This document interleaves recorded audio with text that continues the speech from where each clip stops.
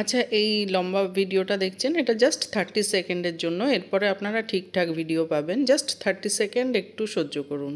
প্রথমেই ক্ষমা চেয়ে নিচ্ছি। 9:16 ভিডিও, আমি 16:9 দেখানোর চেষ্টা করেছি, সেই জন্য আপনারা এইভাবে ভিডিওটা দেখছেন। তো আমি তার জন্য ভেরি ভেরি সরি, আমি ক্ষমা চেয়ে নিচ্ছি। তো এটা লাস্ট দিনের ভিডিও, আর এটা জাস্ট 30 সেকেন্ডের জন্য। আপনারা এরপরে ঠিকভাবে সব ভিডিও পাবেন। তো এটা আমাদের ড্রাইভার ব্রহ্মপুরে নামিয়ে দিয়ে গেল, আর সুটকেসগুলো নামিয়ে দিচ্ছে। তো আমরা ফিরে আসব, সেদিনকার ভিডিও কলকাতায় ফিরে আসব। তো আমরা সকালের ভিডিও দিচ্ছি এবার। আমরা গোপালপুরের এই হোটেলটা সকাল 9টায় ছেড়েছি, মানে এখানে চেক আউট টাইমই 9 AM। মানে এর আগে যে হোটেলটায় ছিলাম সেটাও চেক আউট টাইম 9 AM, সকালবেলা আর কি চেক আউট। তো আমরা সকালে চেক আউট করে বেরিয়ে এসেছি, ব্রেকফাস্টও খেয়ে এসেছি। তো গোপালপুর সি বিচে চলে এসেছি।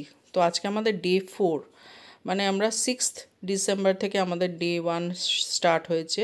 6, 7, 8, 9, তো 9th ডিসেম্বর আজকে ডে 4, লাস্ট দিন। আর আমরা আজকে চলে আসব, কিন্তু আমরা হাতে অনেক টাইম পেয়ে গেলাম।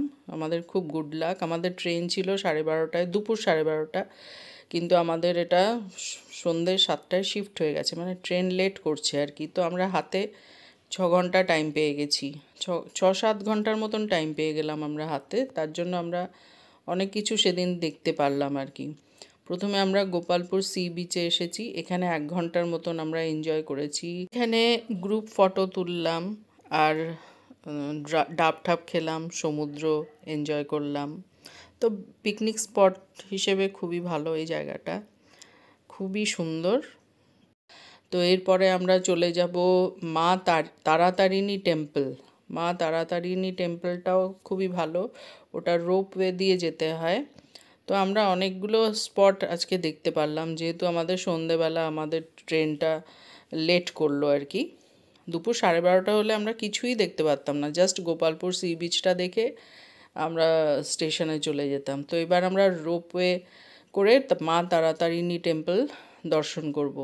তো এই টেম্পলটা খুবই জাগ্রত, ঠাকুর খুবই জাগ্রত।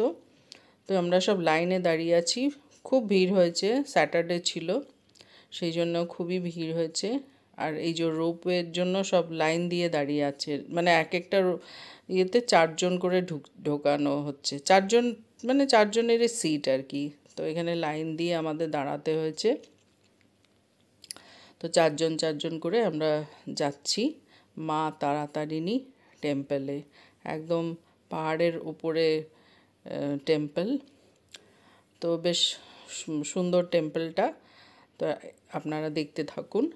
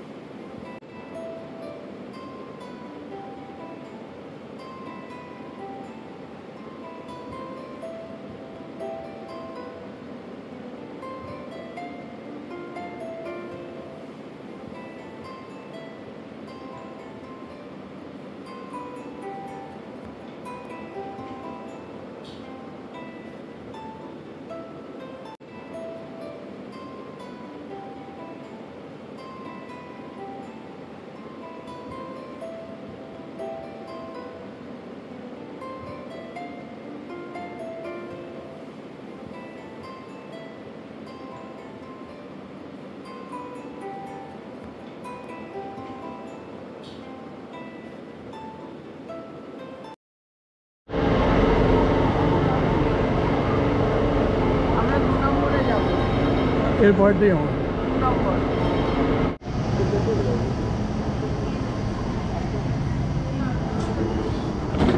Kirorimal Ramdas Hansraj Hindu Saint Stephen's. যা বললাম আমাদের ভাগ্যে 2 নম্বর, 2 নম্বরে আমরা উঠছি। 4 জন উঠলাম, একজন দাদা বৌদি তারা উঠলো, তাদের সঙ্গে আমরা 2 জনে উঠলাম। তো সবাই একই অফিসের লোক আর কি, একই কলিগ আর কি। একটু তোলো, হ্যাঁ আমাকে একটু তোলো, এক জায়গায় দাঁড়িয়ে। আচ্ছা, রেল ভবনে বসতে, রেল এগুলো ভিডিওতে সব দিতে হবে, আমাকে দেবে তো এগুলো সব তোমার ইয়ে থেকে। আমরা উপরে চলে আসলাম, 10-15 মিনিটের মতন বোধহয় লাগলো। তো উপরে চলে আসলাম, এখন আমরা টেম্পেলে ঢুকবো। বিরাট বড় জায়গা, অনেক বড়।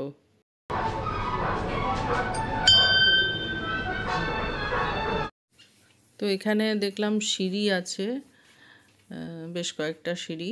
তো সিঁড়ি দিয়ে ওপরে উঠে গেলাম। ওরে বাবা, বিশাল বড় জায়গা, পুরো পিকনিক স্পট। মানে টেম্পল কাম পিকনিক স্পট আর কি। টেম্পেলেও আসা যায় আর পিকনিকও করা যায়। বিশাল বড় জায়গা, এখানে সারাদিন কাটানো যায়। অনেকে ফটো তুলছিল, অনেক ভিড় হয়েছিল অনেক। এই সাইডটা তো মানে খালি মানে সবাই ঘোরাঘুরি করছিল এই সাইডটা। আর খুব অনেক বাঁদর দেখলাম এখানে। তো বাঁদর হাত থেকে নাকি খাবার টাবার কেড়ে নিয়ে যায়, সেই ভয়ে আমি আর কিছুই আনিনি, এমনকি আমার ব্যাগও নিয়ে আসিনি। তো আর অন্যদিকে টেম্পল তো 12টায় বন্ধ হয়ে যায়। আমাদের সেই খেয়াল নেই, আমরা এখানে এসে ঘুরে বেড়াচ্ছি। তারপরে যখন টেম্পলে ঢুকতে গেছি, বলছে 12টা বেজে গেছে আর ঢোকা যাবে না। মানে প্রত্যেক জায়গায় টেম্পল 12টায় বন্ধ হয়ে যায়।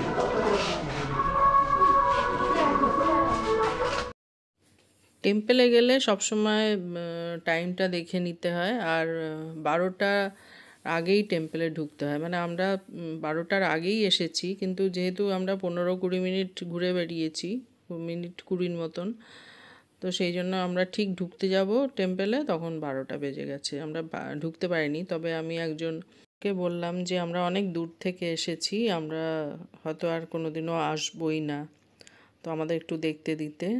তো আমাদের অন্য দরজা দিয়ে আমাদের ঢুকিয়ে নিল। তার বদলে সামান্য কিছু অল্প কিছু টাকা নিয়েছে, 100 টাকা আমরা ওর হাতে দিয়ে দিলাম। তো এইভাবে আমাদের মা তারিণীকে দর্শন হলো। আর এই যে টেম্পল, আর এখানে অনেকে মানত করে, এই যে গাছটায় সব শাড়ি ফাড়ি সব বেঁধে দিয়ে গেছে দেখলাম। এই যে সামনে যে গাছটা, সব মানত করে তো সব, এই সব শাড়ি বেঁধে দিয়ে গেছে। তারপরে কি পাঁঠা বলি দেয়, কচি পাঁঠা নিয়ে। যাই হোক, আমরা ওইসব পাঁঠা বলি ফলি দিই না, আমাদের পছন্দও নয়। তো এখানে অনেকেই পুজো দিতে আসে আর কি, অনেকেই পুজো দিতে আসে, মানত করে, সেই মানত পূরণ হলে সেই আবার পুজো দিতে আসে। তো এই যে টেম্পলটা, তো এই দাদা বৌদির সঙ্গে আমি ফটো তুললাম। আমরা একসাথে এসেছি রোপওয়েতে। আর এই ভদ্রলোক আমার হাজব্যান্ডের অফিসেই চাকরি করতেন।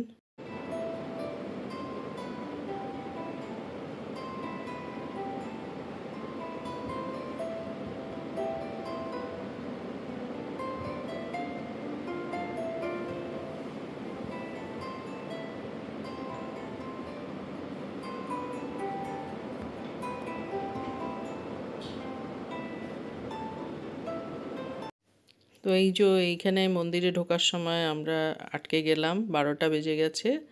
তো যাই হোক, আমাদের দর্শন করিয়ে দিয়েছে অন্য দরজা দিয়ে ঢুকিয়ে পুরুত ঠাকুর, সেই জন্য ওনাকে অনেক ধন্যবাদ। এখান থেকে বেরিয়ে আমরা লাঞ্চ খেলাম।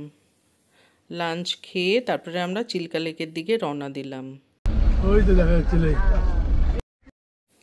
তো আজকে আমরা অনেকগুলো স্পট দেখলাম। রোপওয়ে দিয়ে মা তারিণী টেম্পলে গেলাম, তারপরে এই চিল্কা লেকে আসলাম। এই জায়গাটার নাম হলো রম্ভা।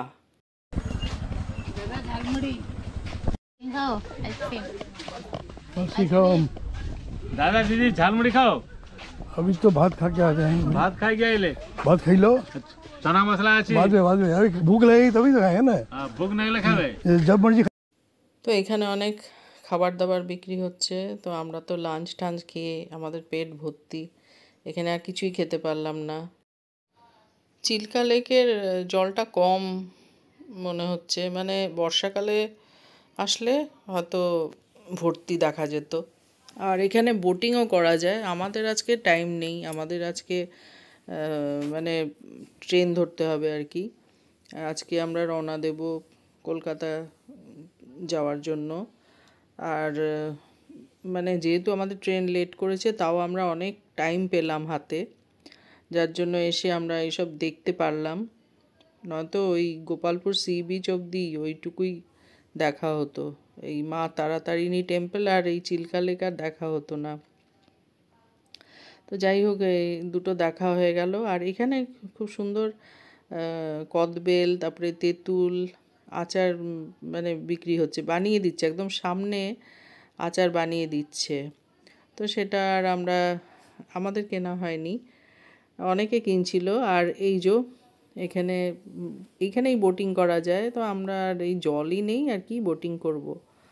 তো আমার এই ব্লগগুলো আপনাদের কেমন লাগলো? এই 4 দিনে আমি 4টে ব্লগ দিলাম। একটু জানাবেন, একটু কমেন্ট করবেন, লাইক ঠাইক দেবেন। আর থ্যাঙ্কস ফর ওয়াচিং। টাটা, বাই বাই।